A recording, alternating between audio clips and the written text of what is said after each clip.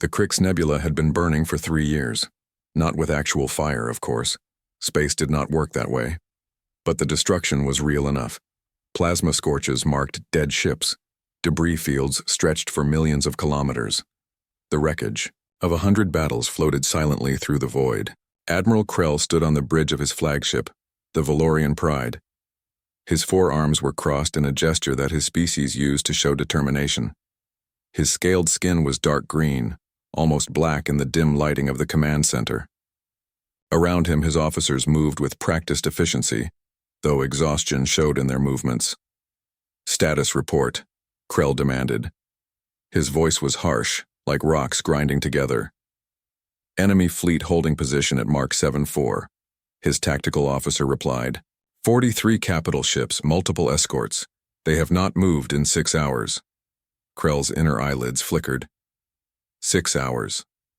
The Sethrak Collective was waiting, just as his own fleet was waiting.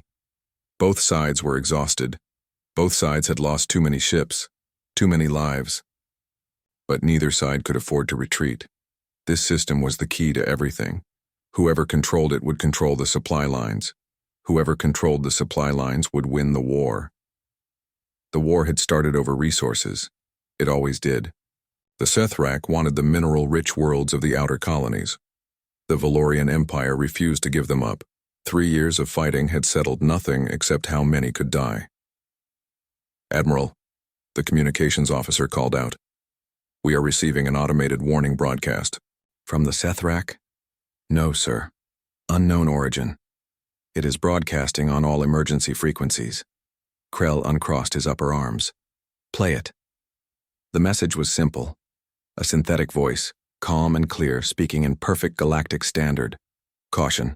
A human battleship has entered the war zone." The bridge went silent. "Human?" Krell repeated. He looked at his intelligence officer. "Verify." The intelligence officer's claws moved rapidly across her console. "Checking databases. Species designation, human. Origin, Sol system, Orion Arm. Classification, primitive spacefaring civilization. Technology level, early fusion drives, no faster-than-light capability. Status, non-contact species. Sir, according to records, they should not be here. They should not even have ships capable of reaching this sector." "Sensors!" Krell barked. "Find that ship."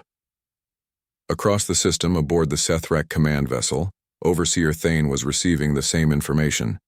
Thane was not an individual in the way most species understood the term. Thane was a node, a focal point of the hive consciousness that controlled the Sethrak Collective. Through Thane, 10,000 minds thought as one. "Human," the hive mind processed. Checking archives. The Sethrak had better records than the Valorians. They had to. The hive remembered everything. Deep in their databases, they found old warnings, very old warnings, from a species called the Guardians, long extinct. Sol system quarantined. Evolutionary hazard. Do not engage. Do not contact. Extreme danger. The hive mind that was Thane felt something it rarely experienced. Concern. "Locate the human vessel," Thane commanded. The order rippled through the Sethrak fleet instantaneously. The TCNS Prometheus moved through space with deceptive grace. She was not the largest ship in the system. Not even close. At 800 meters, she was smaller than most of the capital ships that faced each other across the battlefield. Her hull was dark gray, covered in strange geometric patterns. No elegant curves. No artistic flourishes. She looked functional. Utilitarian. Almost crude compared to the sweeping designs of Valorian warships or the organic curves of Sethrak vessels. On her bridge, Captain Elena Vasquez sat in her command chair and watched the tactical display. She was a small woman by human standards, but she carried herself with absolute confidence. Her dark hair was pulled back in a tight bun. Her uniform was simple, gray and black with minimal insignia. "They have spotted us," her sensor officer reported. Lieutenant Chen was young but capable. "Both fleets are going to active scanning." "Let them look," Vasquez said calmly. "Open a channel. Broadcast to both fleets." "Channel open, Captain." Vasquez leaned forward slightly. This is Captain Elena Vasquez of the Terran Confederation naval ship Prometheus. We are passing through this system on a survey mission. We request safe passage and mean no harm to either party. Please acknowledge. She closed the channel and waited. Think they will respond? Her executive officer asked. Commander Park was an older man with gray hair and a skeptical expression. Probably not the way we would like, Vasquez replied. She was right. Admiral Krell's response came first. Unknown vessel Prometheus. You have entered a restricted war zone. By order of the Valorian Empire, you are commanded to reverse course immediately. Failure to comply will be considered a hostile act. You have 10 minutes to respond. Vasquez raised an eyebrow. Territorial claim in neutral space. Classic. The Sethrak response came 30 seconds later. Overseer Thane's voice was strange, like many voices speaking in perfect unison. Human vessel. You possess technology that should not exist. You will power down all systems and prepare to be boarded. Your ship and crew will be taken for study. Resistance is futile. Compliance is mandatory. Commander Park whistled softly. They want to capture us. They want our technology, Vasquez corrected. She stood up and smoothed her uniform. Helm, full stop. Hold position. Full stop, aye. Tactical, what are they doing? Both fleets are moving, Captain. Valorian ships breaking formation. 12 capital ships on intercept course. Sethrak fleet also moving. 20 vessels heading our way. They are going to fight over us, Park observed. No, Vasquez said quietly. They are going to try to take us, both of them. She walked to the tactical display and studied it carefully. 32 warships, all moving toward the Prometheus. Each one was larger than her ship. Each one was armed with weapons that could crack planets. Captain, recommend we retreat, the tactical officer said. Lieutenant Morrison was a good officer, but he was nervous. This was his first combat deployment. Negative, Vasquez said. Open a final channel. Broadcast to all vessels. Channel open. This is Captain Vasquez. To both fleets, we have requested safe passage. You have responded with threats and demands. I am authorized to inform you that the Terran Confederation does not recognize your authority in this system. We will defend ourselves if necessary. This is your only warning. Stand down. She closed the channel. Captain, they are not slowing down, Chen reported. Time to weapons range. 4 minutes. Vasquez returned to her command chair. She pressed a button on the armrest. Throughout the ship, alert klaxons began to sound. Red lights flashed in every corridor. Battle stations, she announced calmly. All hands to battle stations. Seal all bulkheads. Spin up the reactors. Charge all weapon systems. Battle stations. Aye, Park confirmed. Around the bridge, officers moved with quick efficiency. Stations were locked down. Displays shifted to combat mode. The Prometheus began to change.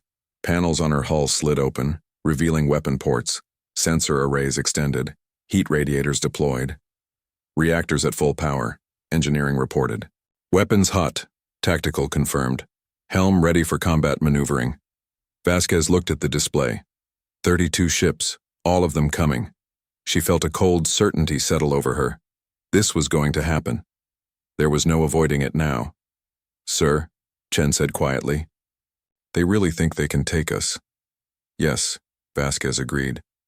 They do. She leaned back in her chair. They have no idea what a human warship can do. Time to educate them. Morrison, weapons free. Engage on my mark. The Prometheus waited, silent. Still, a small gray ship surrounded by giants, and then the war learned what humanity had brought to the stars. The first shot came from a Valorian cruiser. It was a plasma bolt, superheated matter contained in a magnetic field. The weapon had been designed to melt through the advanced shields that protected most warships in the galaxy. It streaked toward the Prometheus at a fraction of light speed. The human ship moved. It was not a gentle course correction. The Prometheus twisted in space like a living thing, her maneuvering thrusters firing in a complex pattern. The plasma bolt passed through the space where she had been a moment before, missing by less than 50 meters. Return fire. Captain Vasquez said calmly. The Prometheus had railguns, lots of them. They were mounted along her spine and in turrets that could rotate 360 degrees. Each railgun used electromagnetic force to accelerate a solid projectile to incredible speeds. The technology was old, ancient by galactic standards. Most species had moved past such primitive weapons centuries ago. The Valorians were about to learn why that was a mistake. 6 railguns fired simultaneously. The projectiles were tungsten rods, each one weighing 200 kilograms. They left the barrels at 40,000 kilometers per second. At that speed, they crossed the distance to the Valorian cruiser in less than 2 seconds. The cruiser's shields flickered as they tried to stop the projectiles. Shields were designed to disperse energy. They were very good at stopping plasma, lasers, and particle beams. They were not designed to stop solid matter moving at relativistic speeds. The first rod punched through the shield like it was not there. It hit the cruiser's hull and kept going. The kinetic energy was so enormous that the impact point simply vaporized. The rod passed completely through the ship, entering through the bow and exiting through the stern. It left a perfectly round hole 3 meters wide. The other 5 rods followed. The cruiser came apart, not in a dramatic explosion. It simply broke into pieces, torn apart by the kinetic impacts. Atmosphere vented. Internal systems failed. The ship tumbled, dead in space. Admiral Krell watched in horror from his flagship. What was that? Kinetic weapons, his tactical officer stammered. Solid projectiles. Sir, those are primitive weapons. How did they penetrate our shields? I do not care how, Krell roared. All ships, evasive maneuvers. Return fire. Destroy that vessel. The Valorian fleet opened up with everything they had. Plasma bolts, missile swarms, particle beams. Dozens of weapons, all targeting the Prometheus. The human ship accelerated. Her fusion drives burned bright, pushing her forward at speeds that should not have been possible for a ship her size. She rolled, twisted, dove. Her point defense systems came online. The point defense was beautiful in a terrible way. Thousands of small railguns, computer-targeted, firing continuously. They created a wall of metal around the Prometheus. Every incoming missile was intercepted and destroyed. Plasma bolts were scattered. Particle beams hit debris and dissipated. Impossible, Krell breathed. No ship can avoid that much firepower. But the Prometheus was not just avoiding. She was fighting back. Her main guns spoke again. This time they targeted a Valorian battleship. 8 railgun rounds hit in a precise pattern. The battleship's shield generator exploded. Without shields, the ship was vulnerable. The Prometheus fired missiles. They were not the guided missiles that most species used. They were nuclear weapons, primitive atomic bombs mounted on simple rockets. The missiles detonated against the battleship's hull. The nuclear fireballs were small in the vastness of space, but devastating at close range. The battleship's armor melted. Hull breaches opened across her entire length. She began to list, trailing atmosphere and debris.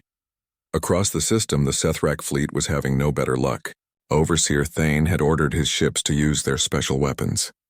The Sethrak had biological warfare systems, designed to board enemy ships and overwhelm the crew. Spore pods were launched toward the Prometheus.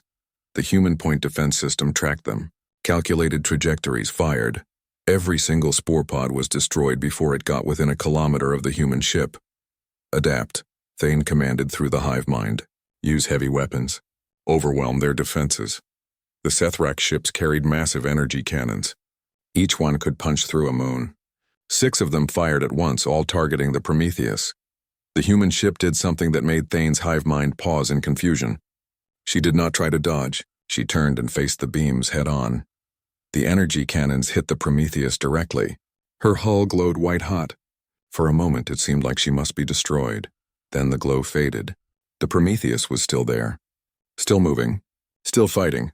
Impossible, Thane's multiple voices said as one.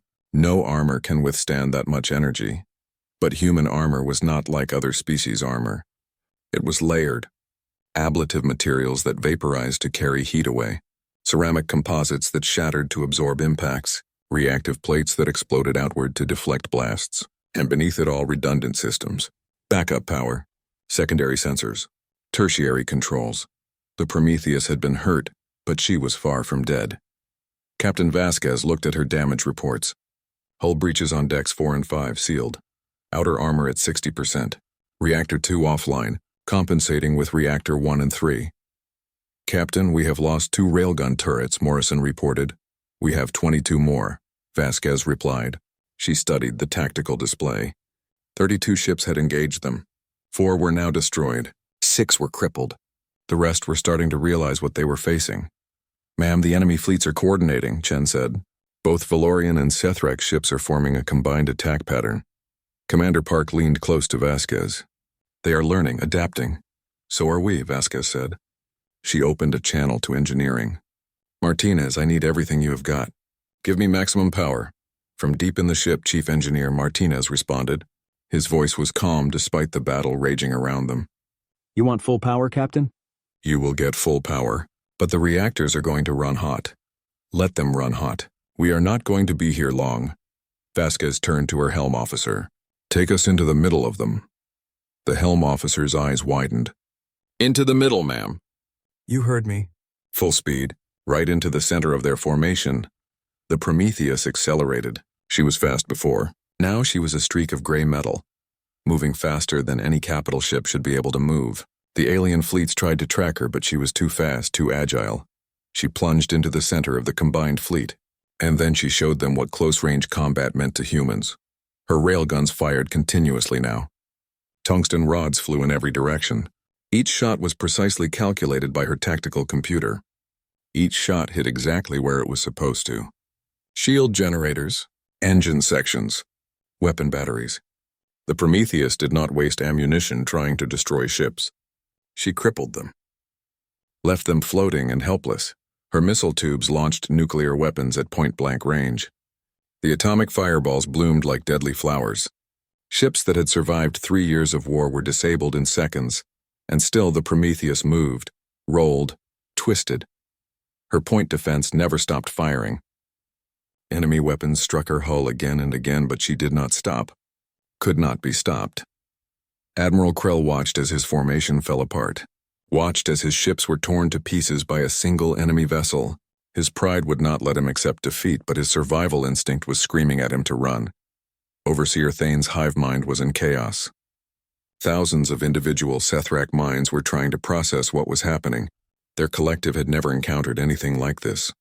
The human ship was too small to be this dangerous, too primitive to be this effective. It did not make sense, and then, as quickly as it had begun, it was over. The Prometheus stopped firing.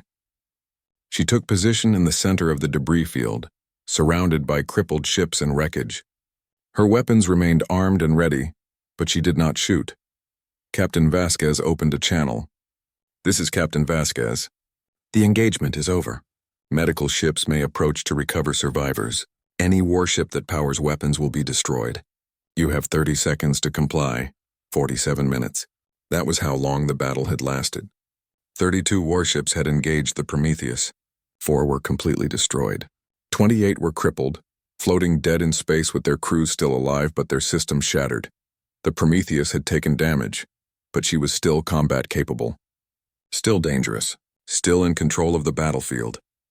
In the silence that followed, both fleets did the only thing they could do. They retreated. Admiral Krell did not sleep for 2 days after the battle. He could not. Every time he closed his eyes, he saw the Prometheus tearing through his fleet, saw ships that had survived years of war destroyed in minutes. His 4 hands shook when he thought about it. He was not alone in his flagship's command center. His intelligence officer was with him, and she looked just as exhausted. Between them lay dozens of data tablets, all displaying information about humans. This makes no sense, Krell muttered. He picked up one of the tablets. According to every record we have, humans are primitive. They only achieved faster than light travel 50 years ago. They should not have weapons like that. They should not have ships like that. The intelligence officer clicked her claws nervously. Sir, I have found something. Old records, very old, from a species called the Guardians. The Guardians are extinct. They died out thousands of years ago. Yes, sir. But before they died, they left warnings. Beacons around certain systems. Quarantine markers. She activated a holographic display. It showed the Sol system, humanity's home. Around it, in a sphere, were markers. Warning beacons. What do they say? Krell demanded. The intelligence officer's voice was quiet. Evolutionary hazard. Do not engage. Do not make contact. Extreme danger. Apex predator species. Krell stared at the display. Apex predator? It means they are the top of the food chain, sir. The hunters. Not the hunted. Why did we not know about this? The beacons failed, sir. 50 years ago, right around the time humans achieved faster-than-light travel. No one noticed because no one goes to that sector. It is too far from the major trade routes. She pulled up more data. But sir, there is more. Humans have been watching us. For decades, she showed him evidence. Stealth probes that had been found in various systems. Technology that did not match any known species. Analysis suggested they were human-made. Reconnaissance drones, sensor platforms, communications relays. They were studying us, Krell said slowly, learning about us. While we thought they were primitive and trapped in their home system, they were watching everything we did. Yes, sir. And according to these logs, they launched those probes 70 years ago, before they even had faster-than-light drives. They sent them out on slower-than-light trajectories, and then picked them up when they developed better engines. Krell felt cold. Humans had been patient, had watched and learned for decades before revealing themselves. What else had they learned? What else did they know? Across the system, Overseer Thane was reaching similar conclusions. The hive mind had accessed every database the Sethrek Collective possessed. They found the same warnings, the same evidence of human surveillance. But Thane found something else. Historical records from the few species who had observed humans from a distance. Reports about their planet, their society, their nature. One report was particularly disturbing. It was from a science vessel that had observed Earth from the edge of the Sol system before the warning beacons were placed. The report described human history, 10,000 years of warfare, 10,000 years of humans fighting each other with ever more sophisticated weapons, stone weapons, metal weapons, chemical weapons, nuclear weapons. Each era brought new ways to kill, and humans never stopped fighting, never stopped competing, never stopped pushing each other to develop better technology, better tactics, better strategies. They evolved as hunters. Thane's collective voice processed. Persistence hunters. They would chase prey for days until it collapsed from exhaustion. They are patient, relentless, they do not give up. But that was not the worst part. The worst part was what came after. The report noted that despite their violent nature, humans had also developed cooperation. They formed tribes, nations, eventually a united world government. They learned to work together. But they never forgot how to fight. A species that knows war but chooses peace is more dangerous than a species that knows only war, Thane concluded, because they understand both. The hive mind made a decision. They needed to communicate with the other humans, understand their intentions, learn what they wanted, but first they needed to talk to the Valorians. It took 6 hours to arrange the communication. Neither side trusted the other. Both were traditional enemies. But they had a common problem now. A common threat, or perhaps a common opportunity. They were not sure which. Admiral Krell's face appeared on Overseer Thane's display. The Valorian looked terrible, exhausted, frightened. Overseer Thane, Krell said stiffly. Admiral Krell, Thane replied in their unified voice. We must discuss the humans. Agreed. What have you learned? They shared information, compared notes. Both had reached the same conclusions. Humans were far more dangerous than anyone had suspected. They had been preparing for this moment for decades, possibly longer. The question is, what do they want? Krell asked. Unknown. But more ships are arriving. This was true. Over the past 2 days, additional human vessels had entered the system. Not battleships, but smaller craft, destroyers and cruisers. Each one moved with the same deadly grace as the Prometheus. Each one took position around the system's jump points, controlling access. They are setting up a blockade, Krell observed. Correct. They are containing us, preventing either fleet from leaving or receiving reinforcements. Should we attack them? Thane's hive mind considered this. The memory of the battle was fresh. The Prometheus had crippled 32 ships while taking minimal damage. Now there were 6 human ships in the system. 6. No, Thane said. We should not attack. We should communicate. They will see it as weakness. No, they will see it as intelligence. We are intelligent enough to recognize when we are outmatched. Krell was silent for a long moment. Finally, he nodded. Very well. We will request a meeting, both of us, together, Show them we can cooperate. Agreed. The message was sent to the Prometheus. Captain Vasquez responded within an hour. She agreed to a meeting, but not on her ship. Not on any ship. She specified coordinates in open space between the fleets. Neutral ground. She does not trust us, Krell observed. Would you? Thane replied. The meeting took place 12 hours later. 3 shuttles met in empty space. One from the Valorian fleet carrying Admiral Krell. One from the Sethrak Collective, carrying Overseer Thane. And one from the Prometheus, carrying Captain Vasquez. The shuttles docked together, forming a temporary conference room. Krell and Thane entered from one side. Vasquez entered from the other. This was the first time either of them had seen a human in person. Vasquez was small, barely over 1.5 meters tall. She looked fragile compared to Krell's muscular four-armed frame or Thane's armored exoskeleton, but her eyes were sharp, alert. She moved like a predator, balanced and ready, and she showed no fear whatsoever. Gentlemen, she said in perfect galactic standard, thank you for agreeing to meet. Captain Vasquez, Krell replied formally. You have attacked both our fleets without provocation. Without provocation? Vasquez raised an eyebrow. Admiral, you ordered me to leave and threatened to destroy my ship if I did not. Overseer Thane ordered me to surrender for study. I requested safe passage. You responded with threats. I defended myself. You destroyed 4 ships and crippled 28 more, Thane's voices said. I could have destroyed all 32, Vasquez replied calmly. I showed restraint. Your crews are alive. Your ships can be repaired. I made a point without unnecessary killing. You should be grateful. Krell felt his anger rising. This small creature was lecturing him about restraint. But he forced himself to stay calm. What do you want, Captain? Why are you here? Vasquez sat down at the small table in the center of the shuttle. She gestured for them to join her. I am here because your war is causing problems. Your fleets are blocking important trade routes. Your battles are destroying systems that could be useful. And frankly, you are both exhausting yourselves over resources that neither of you will be able to exploit if you keep fighting. This is not your concern, Krell said. I am making it my concern, Vasquez replied. The Terran Confederation is expanding. We are exploring this sector. We plan to establish colonies, trade routes, and diplomatic relations. Your war is in the way. So you will stop us? Thane asked. If necessary, but I would prefer not to. War is expensive.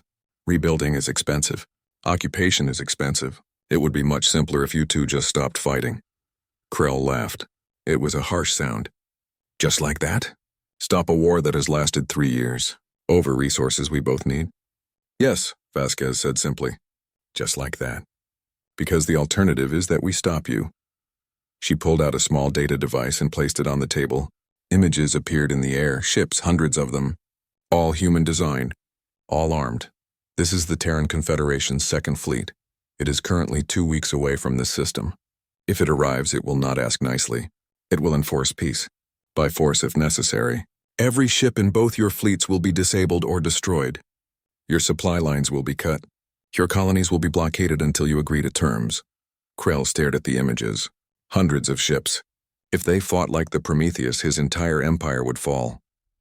You are threatening us, he said quietly. No, Vasquez replied. I am giving you an option. You can end this war now, negotiate a peace settlement and establish diplomatic relations with Earth. Or you can keep fighting and be conquered. Your choice. 3 weeks passed. 3 weeks of tense negotiation. 3 weeks of both empires struggling with their pride while facing cold reality. Captain Vasquez had been patient but firm. She did not threaten.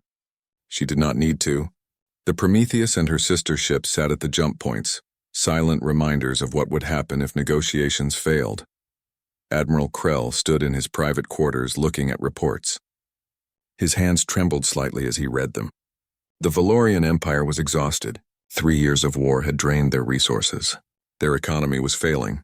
Their colonies were demanding protection that the military could no longer provide. And now this, humans. A message appeared on his display. It was from his intelligence officer.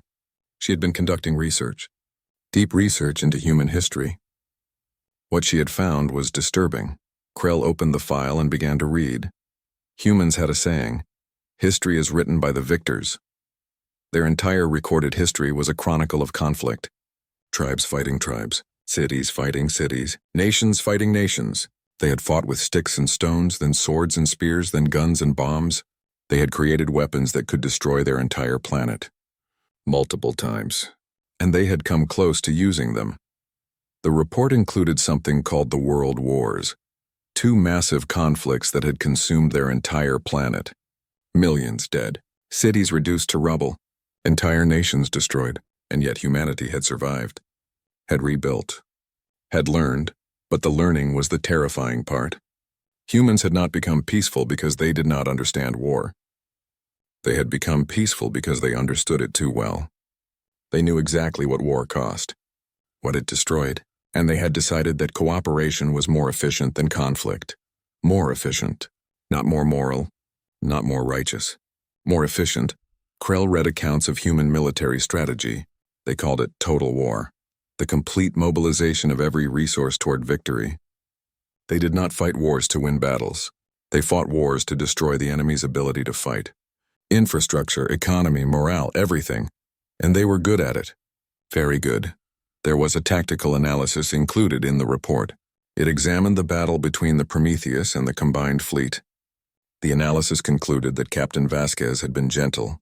She could have killed everyone, could have destroyed every ship completely, but she had chosen not to. She had disabled ships, left crews alive, demonstrated overwhelming power while minimizing casualties. Why? Because humans understood that making enemies was expensive. Creating allies was more valuable, even if those allies started as enemies. Krell closed the file and sat in silence. His pride wanted to fight, wanted to prove that the Valorian Empire was strong, but his intelligence told him the truth. They could not win this, and trying to win would destroy everything. Across the system, Overseer Thane was reviewing similar information. The hive mind processed data differently than individuals. It could analyze multiple perspectives simultaneously, weighing thousands of factors at once. The conclusion was clear. Humans were dangerous in ways the collective had not anticipated. But they were also offering something valuable: peace, trade, technology exchange. The hive mind remembered the old warnings. Apex predator species, that was accurate. But apex predators were not mindless killers. They were efficient. They hunted when necessary and rested when possible. They did not waste energy on pointless conflict. Thane understood this. The Sethrak Collective had been fighting the Valorians for 3 years over resources. But resources were useless if you were too exhausted to exploit them. The war had cost both sides more than they would ever gain from victory. The humans were offering a way out, a way to end the war without losing face. Both sides could claim they were cooperating with a new power. Both sides could rebuild without seeming weak to their populations. It was efficient. Humans thought in terms of efficiency. The hive mind appreciated that, but there was resistance. There always was. In both fleets, hardliners were arguing for continued conflict. Valorian commanders who saw compromise as weakness. Sethrak nodes who believed the collective should never bow to outsiders. These hardliners were planning something. Both Krell and Thane knew it. There were whispered communications, secret meetings, ships moving into position. Captain Vasquez knew it too. She sat on the bridge of the Prometheus watching sensor displays. Her crew had detected unusual communications between certain ships in both fleets. Encrypted channels. Coded messages. They are planning an attack, Commander Park said quietly. I know, Vasquez replied. How many ships? At least 40. Maybe more. A combined force. Valorian and Sethrak ships working together. Ironic, Vasquez observed.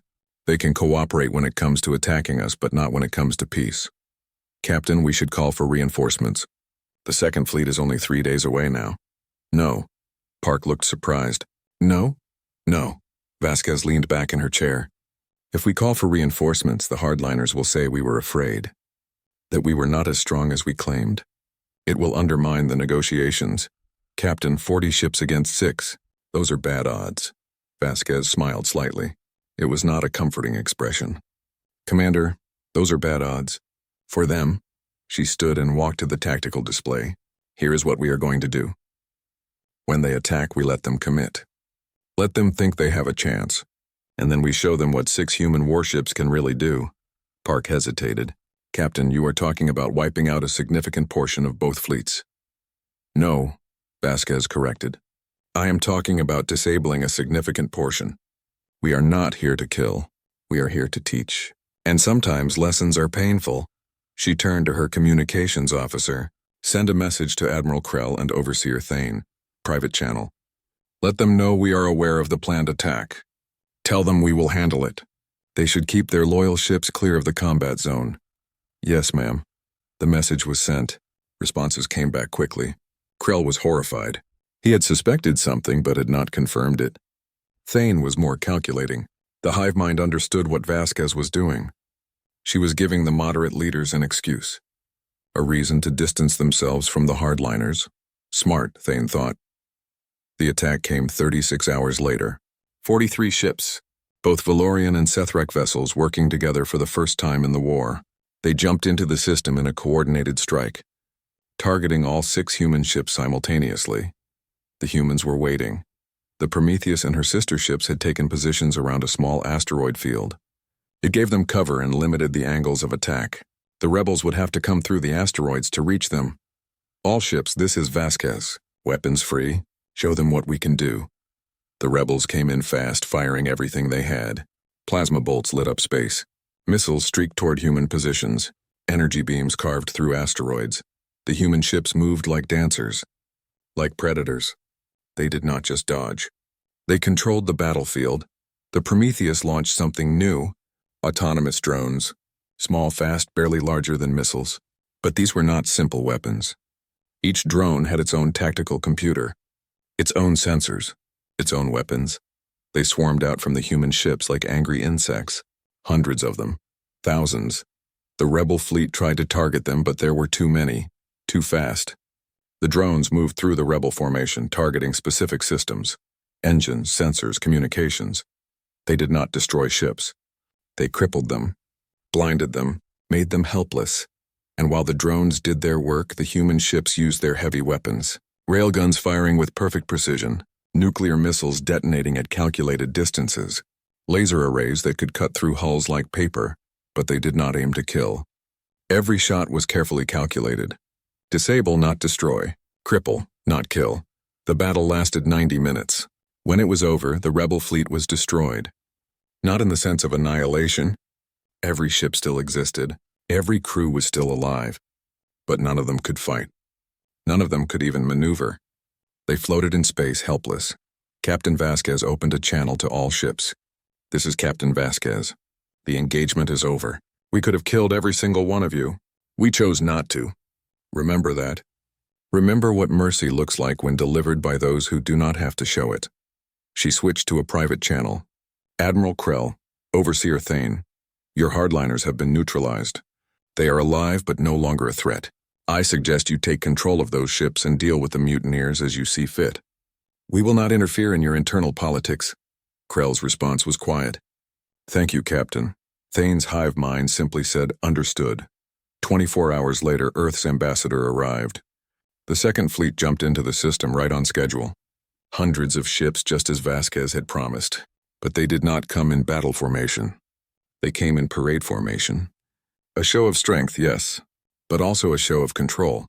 With the fleet came 3 colony ships, massive vessels designed to carry thousands of settlers, and all the equipment needed to establish new worlds. The ambassador was an older woman named Catherine Jo. She had negotiated peace. Treaties on Earth had helped unite fractious nations into the Terran Confederation. She was not a soldier, but she understood power, understood leverage. Her first meeting with Krell and Thane was formal, professional. She did not gloat, did not threaten, simply laid out terms. 5 years passed. 5 years that changed everything. The Crix Nebula looked different now. The debris fields had been cleared. Salvage operations had recovered valuable materials from destroyed ships. The wreckage of war had been recycled into tools of peace. New stations floated in orbit around disputed worlds. Not military bases, trading posts, refueling stations, scientific research facilities. They flew 3 flags, Valorian, Sethrek, and Terran, symbols of cooperation that would have been impossible before. Admiral Krell walked through one of these stations now. His forearms hung relaxed at his sides. He was older, grayer, but also calmer. The constant tension that had marked his features during the war was gone. He was meeting someone. A human. That alone would have been shocking 5 years ago. Now it was routine.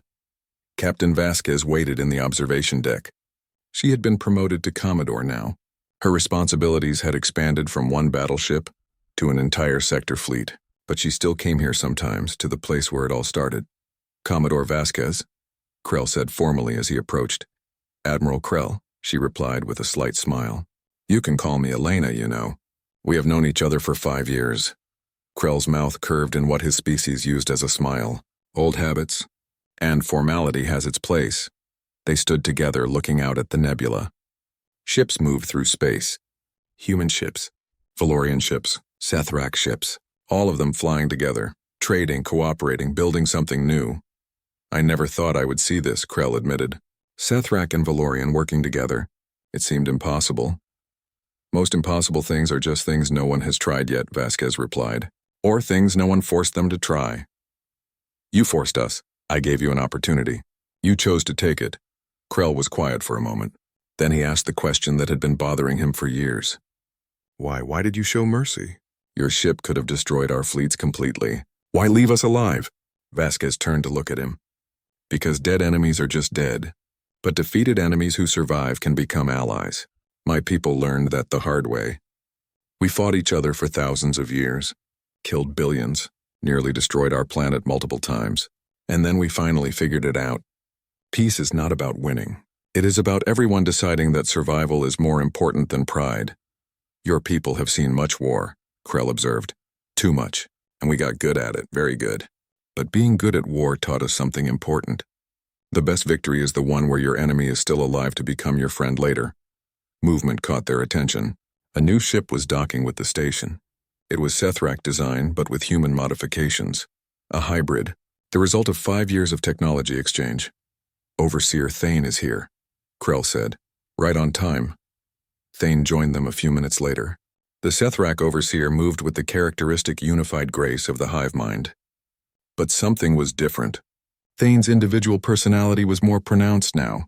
The hive mind had learned from humans about the value of individual thought. Commodore, Admiral, Thane's voices said in greeting. Overseer, Vasquez replied. Thank you for coming. The matter seemed urgent. Your message spoke of a new threat. Yes. Vasquez activated a holographic display. It showed a sector map. Beyond Valorian and Sethrak space, past human colonies, there was a region marked in red. 3 weeks ago, we lost contact with a survey ship. 2 weeks ago, a colony reported unusual readings. 1 week ago, an entire system went dark. Dark? Krell leaned forward. Destroyed? We do not know. No debris. No distress signals. Just silence. We sent a reconnaissance drone. It transmitted for 47 seconds before losing contact. The display showed what the drone had recorded. Ships. Lots of them. But not like anything in the database. Organic looking. Strange designs. And they moved wrong. Not like ships following physics. Like they were something else entirely. Unknown species, Thane observed. Hostile? Unknown. But they are heading this way, fast. Krell's expression hardened. How long until they reach our borders? At their current speed, 3 months. Maybe less. What do you recommend? Krell asked. Vasquez looked at both of them. I recommend we face them together. Valorian, Sethrak, and Terran forces. A joint fleet. Show them that this sector is unified. A joint fleet, Thane repeated. 5 years ago, that would have been impossible. 5 years ago, we were enemies, Krell said. Now we are allies, and allies face threats together. Exactly. Vasquez expanded the display. I have authorization from Earth to commit the Third Fleet to this operation. 6 battleships, 20 cruisers, 40 destroyers, plus support vessels. What can you commit? Krell thought quickly. The Valorian 2nd Defense Fleet, 8 capital ships, 30 escorts. We are rebuilding, but we can field that much. The collective can provide 12 battle forms, Thane said. And our biological weapon systems have been upgraded with human technology. More effective, less lethal. More control? Good, Vasquez made notes. That gives us a combined force of about 100 ships. We will need to train together, learn to coordinate our tactics. Who commands? Krell asked. It was a delicate question. Pride was still a factor. I suggest a joint command structure, Vasquez replied. 3 commanders, 1 from each species. Decisions made by consensus. No single point of failure. The collective agrees, Thane said immediately. The hive mind understood the efficiency of that approach. Krell nodded slowly. Agreed, but I have a condition. We train your way. Human tactics. Human strategy. You have proven yourselves. We will learn from you. Vasquez smiled. Then let us begin. The joint fleet assembled over the next month. It was chaos at first. 3 species with different technologies, different tactics, different command structures. But humans were good at organization. They had to be. Managing a planet with 10 billion individuals required serious coordination skills. Training exercises ran daily. Valorian ships learned to work with human point defense systems. Sethrak vessels integrated their biological weapons with Terran targeting computers. And everyone learned to communicate. Communication was harder than it seemed. Humans gave quick, efficient orders. Valorians were more formal and detailed. Sethrak thought in unified patterns that did not translate well to individual commands. But they adapted, learned each other's styles, found common ground. Commodore Vasquez commanded from the Prometheus, which had been fully repaired and upgraded. Admiral Krell commanded from a new flagship, built with human engineering assistance. Overseer Thane commanded from a Sethrak battle form that incorporated technology from all 3 species. 2 months after training began, the unknown fleet reached the border. First contact was attempted. Messages sent in every known language. Mathematical sequences, music, pictures, no response. Just movement. The unknown fleet entered the first border system and began attacking. No warning. No demands. Just violence. The joint fleet responded immediately. They jumped into the system in formation. 100 ships moving as one unified force. The battle was fierce. The unknown species fought with technology that seemed to break the rules. Their ships could phase through solid matter. Their weapons ignored shields. They coordinated perfectly like a single organism, but the joint fleet had learned from the best.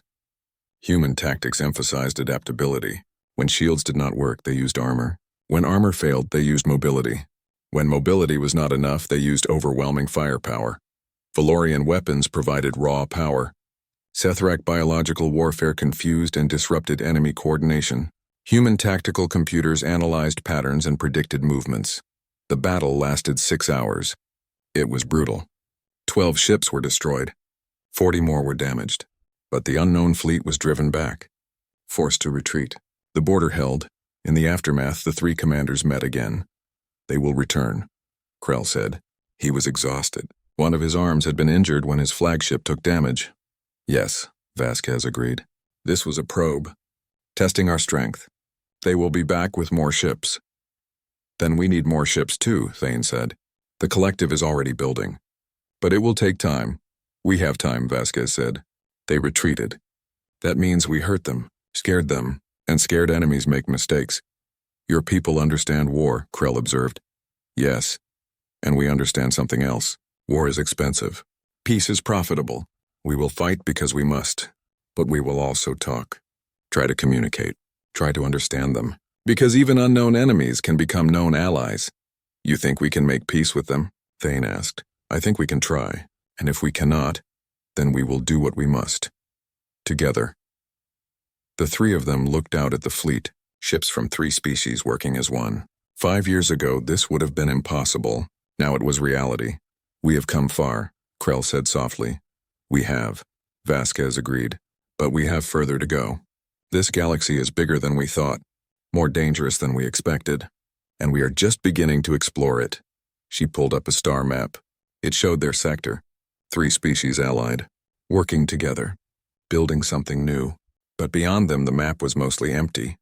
Unknown regions, unexplored space, potential allies, potential enemies. Out there, Vasquez said, gesturing to the unknown regions. There are probably hundreds of species, thousands maybe, and eventually, we will meet them.